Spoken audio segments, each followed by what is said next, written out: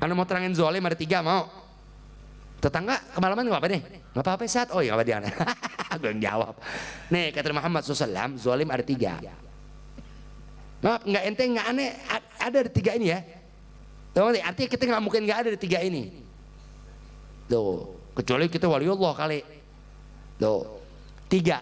1 kata Rasulullah, zulmun la yaghfirullah. Perbuatan zolim yang nggak akan Allah ampunkan itu. Nggak diampuni sama Allah. Hati ente tiap hari sembahyang depan Ka'bah. Aneh ngomong. Setiap hari sembahyang depan Ka'bah loh. Meninggal depan Ka'bah, tetap dia berbuat dosa yang nggak Allah ampunkan. Dia berbuat zolim. Yang zolim tadi bentuknya adalah dosa yang nggak ada ampunan dari Allah Ta'ala. Wa zulmun yaghfiruhu. Dan ada perbuatan zolim hamba yang Allah Ta'ala dapat mengampuninya. Wa zulmun la yatrukuh. Dan ada perbuatan zolim yang hamba kerjakan yang tidak dibiarkan begitu saja oleh Allah Ta'ala. Meskipun si hamba udah mengakui zolimnya dan dia minta ampun kepada Allah, tapi tetap Allah Ta'ala nggak biarkan kezolimannya. Tuh, jadi zolim pertama, ya setiap zolim pasti dosa ya. Tuh. Nah, perbuatan zolim ya yang mendatangkan dosa bagi pelakunya dengan kezolimannya, tapi Allah Ta'ala nggak ampunkan dia. Meskipun lo sehari hatam Quran, tetap Allah nggak ampuni. Apa? Wa zulmul ladzi la yaghfirullah wa huwa syirku. Perbuatan zolim yang tidak akan Allah ampunkan orang yang melakukan itu kezoliman. Apa? Asyirku, yaitu perbuatan zolim dalam bentuk syirik, menyekutukan Allah. Maaf ya, menyekutukan Allah aneh katakan di khutbah Jumat. Maafin Beb. Di khutbah Jumat bukan dari orang kafir. Maaf, orang banyak dipanggil Pak Haji syirik. Nanti ya. Syirik itu nggak mesti datang dari orang kafir Yahudi Nasrani, enggak. Dari orang Islam bisa. Tahu ngerti? Ini orang, tahu ngerti? Beragama Islam, taruh udah haji, tahu ngerti? Tapi dia ada mempercayai orang pinter. Untuk apa? Untuk memberikan dia suatu benda ditaruh di dompet, sehingga ketika dia meeting, orang yang dihadapan dia semua menganggap dia bawah. Tahu ngerti? Dan dia meyakinkan tuh semua orang tunduk mereka karena sesuatu. Syirik meskipun tidak lo haji. Tuh, ngerti? Jadi jangan diartikan syirik itu datang dari orang non muslim ya. Jangan dari orang Islam. Mungkin dari yang belajar agama. Itu syirik, menyekutukan Allah. Itu dosa yang ada ampunan kata Rasulullah. Nah, orang yang berbuat syirik berarti dia berbuat zolim. Perbuatan zolim yang bentuknya menyekutukan Allah, nggak akan pernah ada ampunan dari Allah Ta'ala bagi perbuatan zolim tadi. Nggak ada. Hati lu sembahyang depan Ka'bah tiap hari. Tuh, sembahyang depan Ka'bah, mati depan Ka'bah, tapi di hati ente tetap ada sifat meyakinkan ada kemanfaatan yang ente peroleh dari karena selain Allah. Tetap neraka jahanam nggak ada ampunan dari Allah. Innallaha la yaghfiru ayyushraka bihi wa yaghfiru ma duna dzalika liman yasha. Allah Ta'ala tidak akan mengampuni dosa yang itu ada bentuknya seorang hamba menyekutukan Allah. Adapun selain syirik ya, Allah Ta'ala bisa mengampuni bagi siapapun yang Allah kehendaki. Tuh, jadi kata Rasulullah, zolim yang pertama, zolim yang gak ada ampunan dari Allah Ta'ala atas perbuatan zolim itu. Apa? Yaitu zolimnya seorang hamba. Bentuk zolim tadi adalah dia menyekutukan Allah Ta'ala apapun bentuknya. Tuh, ngerti? Ya udah, apa nikah minggu depan aja. Oh nggak boleh Ustadz, karena kata guru saya ya, jadi kalau menurut adat saya nikah itu nggak boleh hari anu. Kenapa? Nanti kalau hari anu rezekinya ini enggak. Waduh, saya nggak berani. Berarti itu orang meyakinkan hari itu bisa memberikan mudarat atau manfaat. Syirik namanya itu. Ya Allah, syirik ini datang dari orang Islam. Tuh, nanti. Ya udah, nanti dah saya pulang dulu ke kampung. Saya harus pulang Ustadznya Asyura. Kenapa? Jadi saya harus ini apa, ngasih makan laut. Nih banyak nih Asyura ya, tahu nggak? Syirik, Ustadz, tapi yang suruh kiai kan bisa beli. Kiai tinggal tulis doang di undangan. Aneh kan tulis kiai. Gedak banget gue. Jangan kiai, panggil aneh Buya. Ente bisa tulis kiai. Tahu nggak? Ya tinggal tulis doang kiai. Nih sekarang benar Asyura kan? Banyak gak ada orang buang ke laut? Apa namanya sih? Apa sih namanya? Bukan, ada namanya apa? Iya kan bahasa Surabaya itu. Ada yang di TV suka ada sih syukuran laut apa sih? Apa? Sedekah laut. Tetap aja tsunami.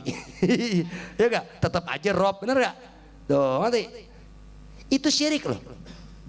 Maka pelakunya, tuh ngerti? Enggak pernah diampunkan Allah Ta'ala. Tuh ngerti? Padahal enggak berbuat zina loh. Belum tentu tuh pelaku-pelaku sedekah laut berbuat zina. Belum tentu mabok, belum tentu judi. Tuh ngerti? Mungkin merasa suci di lingkungan. Tapi senantiasa melakukan itu di hari-hari yang dianggap ya harus berbuat gitu. Sehingga kalau nggak berbuat gitu, nanti apa namanya perolehan kita dari laut apa namanya berkurang. Tuh ngerti? Sehingga apa? Kita harus mengadakan sedekah laut. Kalau enggak ini apa namanya adat nenek moyang kita. Yang melakukan di antara orang titel haji, tetap Anda berbuat dosa yang nggak pernah dapat ampunan dari Allah Ta'ala. Nggak dapat. Tuh ngerti? Meskipun dibaca istighfar ya. Tuh ngerti? Istighfar, tapi tetap apa hal itu anda lakukan dan anda tekuni. Tuh nih, dan anda tetap meyakinkan tuh, pokoknya kita harus, kalau kita nggak berbuat tuh, apalagi pakai wasiat. Nanti kalau saya meninggal ya, tolong adat istiadat ini jangan sampai hilang. Jangan sampai kita apa namanya menghilangkan apa yang menjadi ajaran nenek moyang kita dengan pendatang-pendatang. Oh, berarti dia tetap tuh meyakinkan hal itu memberikan kemanfaatan. Tuh nih, mati su'ul khatimah mutlak. Nggak ada ampun dari Allah Ta'ala akan dosa dia. Lalu ditahlirin 1000 hari nggak bakal diampunin sama Allah. Nggak bakalan. Tuh agama kalau bicara nggak nyinggung, nggak nyataan kok. Tuh ngerti. Lalu yang kedua kata Rasulullah, perbuatan zalim seorang hamba berarti berbuat ya sesuatu yang merugikan, yang apa ya kerugian. Tapi yaghfiruhu, yang Allah bisa mengampuninya. Karena si hamba minta ampun, karena si hamba ingat apa? Tuh zulmul abdi li nafsih, yaitu zolimnya seorang hamba kepada dirinya sendiri. Ane zolim sama diri ane sendiri dengan cara apa? Apa yang menjadi kewajiban dari Allah atas diri ane abaikan, ane sia-siakan. Tuh ane entar-entarin, ane telantarkan. Apa yang menjadi larangan Allah, ya ane nggak kekang nafsu ane, sehingga nafsu ane ikuti untuk menerjang larangan Allah. Tapi apa ya, aneh nggak berbuat syirik ya. Ibaratnya larangan Allah terjang, perintah Allah aneh abaikan. Maka perbuatan zolim aneh dengan aneh menzolimi diri aneh sendiri. Kenapa? Karena apa yang harusnya aneh laksanakan dari perintah Allah aneh abaikan, apa yang harus aneh hindari dari Allah aneh terjang, ya maka bisa saja dosa aneh tadi Allah ampuni. Tuh ngerti? Meskipun aneh mati belum tobat, bisa Allah ampuni dari kiamat kelak. Apa tuh ternyata waktu aneh meninggal, tuh ngerti? Kali ada orang yang pernah kenal baik sama aneh, tuh ngerti? Tahu dia berbuat sedekah, ngirimin pahalanya buat aneh. Tuh pahala yang orang hidup kirimin buat aneh, ya Allah jadikan dosanya berkurang, dosanya berkurang, dosanya berkurang. Tuh. Di hari kiamat tuh Allah Ta'ala dengan keadilannya, dengan apa anugerahnya memberikan ampunan buat aneh. Karena perbuatan zolim aneh hanya kaitannya aneh menzolimi diri aneh sendiri. Tuh ngerti? Dan di hati aneh tetap tuh nih, sebesar apapun dosa aneh, selagi nggak menyekutukan Allah, pasti ampunan Allah lebih besar dari dosa aneh. Tuh, maka bisa aja Allah ampuni dosa aneh. Lalu ada dosa, ya ada perbuatan zalim yang seorang hamba kerjakan, la yatrukuh, yang Allah Ta'ala nggak biarkan begitu saja. Apa? Zulmul ibad ba'duhum li ba'din. Yaitu perbuatan zolim akan sebagian hamba-hamba Allah kepada lainnya, itu nggak bakal dibiarkan begitu saja oleh Allah Ta'ala. Apa? Aneh berbuat zolim, berbuat aniaya, tapi aniaya aneh arahkan kepada ente, aneh merugikan ente, aneh ngakalin duit ente, tuh ngerti? Aneh nipu ente, aneh caci maki ente, aneh nuduh ente kepada hal-hal yang nggak sebenarnya itu terjadi atas diri ente. Berarti perbuatan zolim aneh dengan aneh merugikan orang lain, meskipun yang tak seagama, maka ketika aneh minta ampun kepada Allah Ta'ala, nggak dibiarkan begitu saja sama Allah Ta'ala. Kenapa? Orang yang aneh zolimi Allah berikan hak untuk menuntut aneh. Berarti apa? Berarti kita jangan sampai berbuat zolim yang pertama, na'udzubillah, karena nggak ada ampunannya. Dan jangan sampai melakukan kezoliman yang nomor 3. Kenapa? Karena yang nomor 3 ini bahaya. Mengingat kalau kita minta ampun kepada Allah dari dosa kita, dosa kita antara kita dengan Allah ampuni.